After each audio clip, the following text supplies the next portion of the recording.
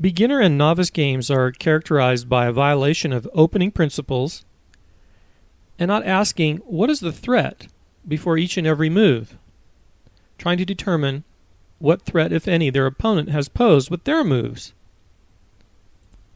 In this game, white opens with pawn to d4, one of the acceptable center pawn moves, occupying the center, and black responds with pawn to c6, already a little bit of a weak move that a beginner shouldn't make. It doesn't do anything to hit the center. The knight here can hit the center here, or this pawn can match the queen move and have some center influence. Pawn to c4 is acceptable. It's one of the three center acceptable pawn moves in the opening. Knight out is fine, preparation for castling.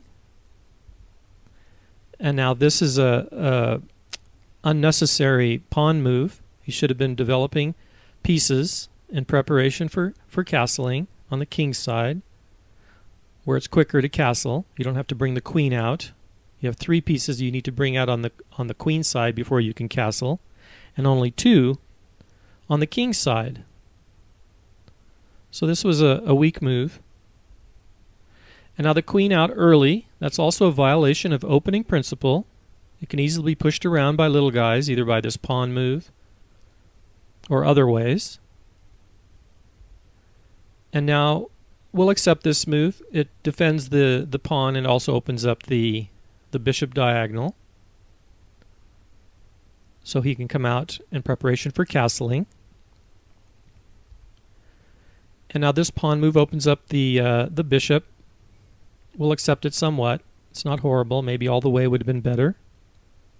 Would have to analyze that. And now the bishop out. You know, he's delaying moving his kingside pieces. He may be planning to castle queenside, but again, it would be better to bring these pieces out, the kingside pieces. And now black also is moving another pawn, which is bad. He should be bringing pieces out in preparation for castling. But black now has posed a threat to white. So now you see that the pawn is attacking the center pawn once, but it's also being attacked a second time by the queen. So the threat here is to actually win a pawn. When this pawn takes and this pawn recaptures, the queen will recapture, and black will have won an extra pawn. So let's see if white recognizes this. He doesn't, and he just pushes another pawn, a wasted move, allowing black to capture the pawn. And now white recaptures, and black has won a pawn. Now he's actually attacking the rook, the undefended rook. And white brings the knight out, blocking this attack on the rook, and now the rook is defended by the queen. So far so good. And now the knight has swung in now, and he's attacking this knight twice. It's being attacked once by the queen and once by the knight. It's only defended once by the bishop. But there's another very serious threat that the knight move has posed. Can you find that threat?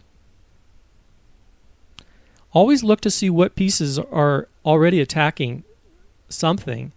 And if we see here, the queen here is attacking this pawn. It was attacking it once. And now the knight has swung in, and the pawn is being attacked twice. And it's only defended once by the king. So this pawn can be captured.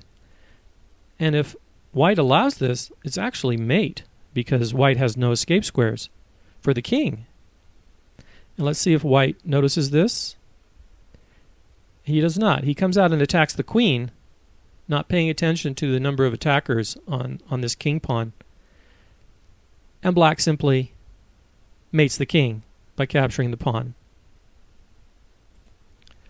White ignored the threats that black was posing. He didn't even ask the question, what is black doing with this move?